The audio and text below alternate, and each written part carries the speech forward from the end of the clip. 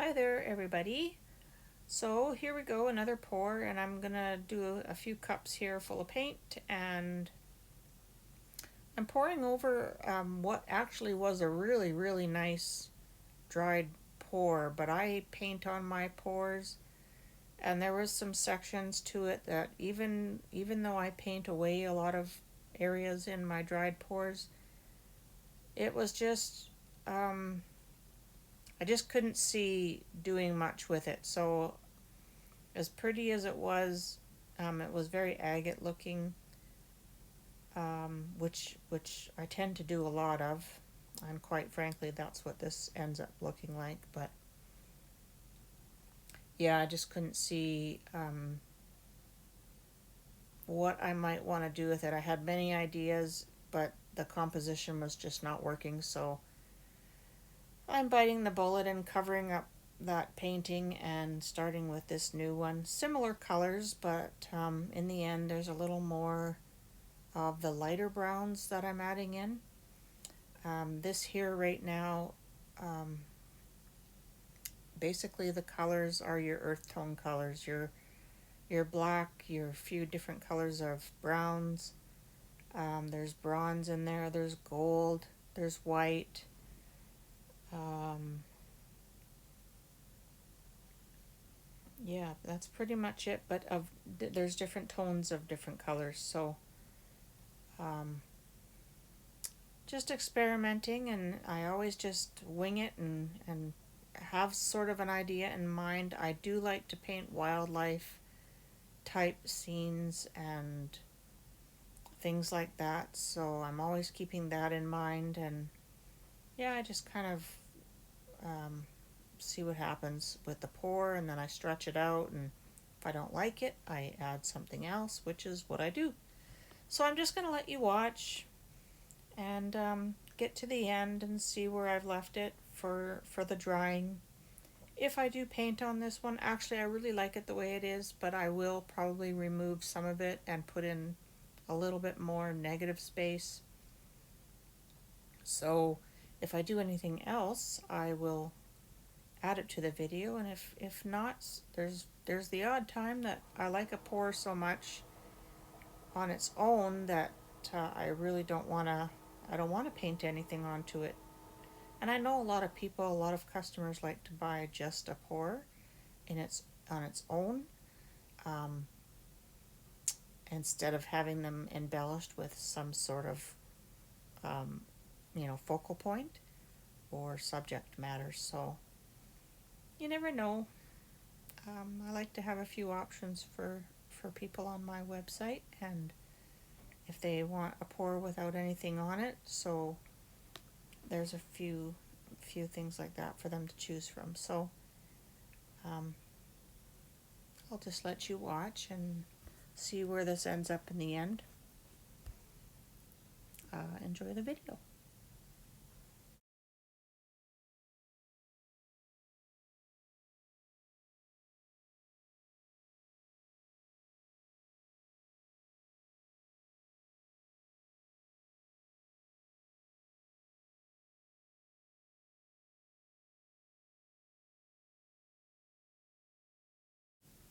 One thing that I'll mention here is I had mixed up a new black, and I will pour my colors out that are pre-mixed and sort of stir them up, make sure they're sort of the same consistency, if I remember to do that, and and all is good. But in this case, I went right with the black, right into the cup, one of the cups, and it was very thick. So that is going to cause issues if you have a paint that's too thick and the rest are thin, and it's kind of slowing things up. So that's why you see me digging my hands in there and trying to pull that paint away, so the other paints can keep moving, because the thicker paint is stopping it from moving. So that was just a silly thing for me to have done, was uh, add that black into a cup of paint before I realized it was too thick. But the other two cups, I thinned it out.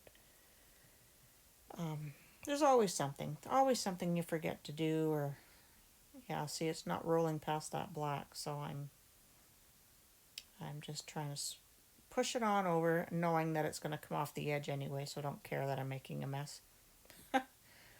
Anyway, I'll let you watch some more.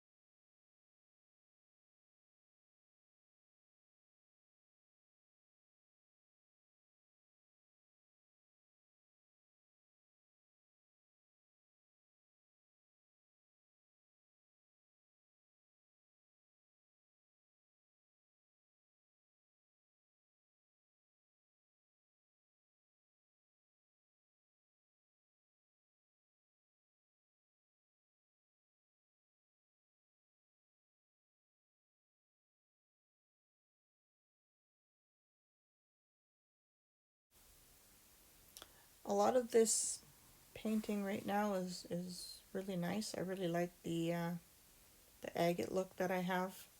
I'm a big agate fan and a big natural stone and rock and mineral fan, so but there's a lot of paint on there that has to come off.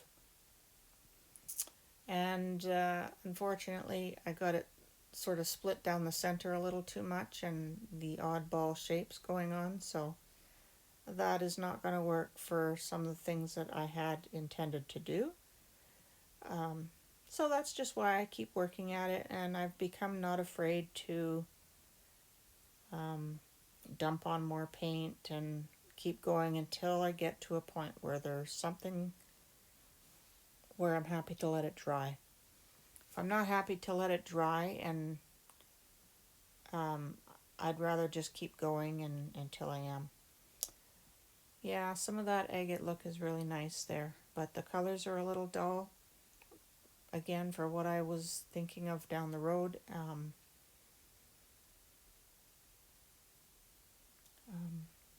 I do really like to put wildlife into my paintings and things, so at that angle there, you can see it. I could have made this into a really nice landscape there, but just it's not what I wanted to work on. So, and it's too split down the center. So I start adding some more and playing around a bit more. So I'm just gonna let you watch till the end now, and you'll see what I do and all the playing around I have and time I spend. So I'm sure many of you do the same, and don't be afraid to do that. Just say, well, we'll try some other things while it's still wet. And that's what I start doing here. All right, we'll let you watch.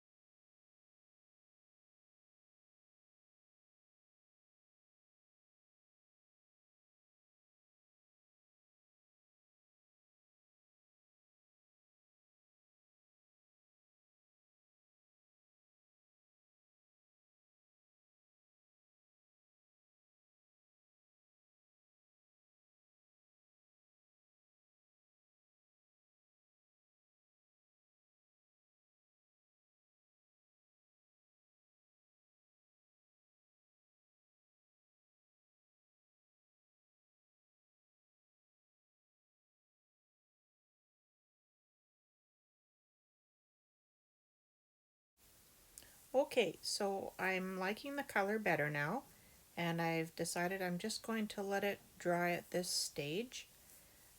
There's areas that I will likely paint away and remove once it's dry. Um, we'll have to see how it dries because I did leave a fair bit of paint. I mean, it wasn't moving that much, but it seemed kind of thick to me yet. But we'll see. And sometimes that can result in cracks, of course, and I kind of embrace that stuff. I like adding textures and um, yeah, different types of mediums and things to the painting as well, and work with it. So I just wait and see what it dries like and go from there. So I hope you enjoyed just at least seeing all the different stages, and I hope you like what it looks like. I'm a big lover of the natural rock and stone stuff, so for me this floats my boat, I guess. Um, there's lots of really nice details in there when you're looking close up. Yeah, so we'll just see what I can do with it once it's dry and paint away a couple of the weird areas. And that bottom corner, I might even take all those cells out and just paint it black. I'm not really sure yet, but I hope you enjoyed it. Just a quick video. Well, maybe not so quick, but I hope you enjoyed it nonetheless. Have a great evening.